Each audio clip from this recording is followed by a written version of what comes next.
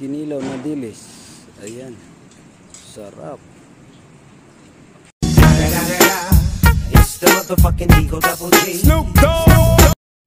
Ayan guys, gawa po tayo ng ano, kinilaw na naman, kinilaw na dilis. Press na press talaga yung isda. Ayan, magandang araw po pala sa lahat. Good morning, good afternoon, saan man kayo sulok ng mundo. God bless. Ingat kayo palagi. Ayun, habang nanonood po kayo ng aking ginagawang kinilaw na dilis. Ayan, mahilig po kasi ako niyan. Baka sa susunod gusto mong pumunta sa akin, sabihin mo lang at gagawin kita. Ayan.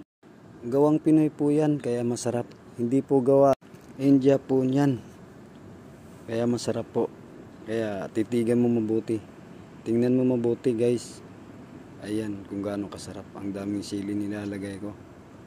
Ayan, siguro mga 10 po yan eh. Para mas malasa po kasi pagka maraming sili. Saka kalamansi. Ayan, paborito ko yan.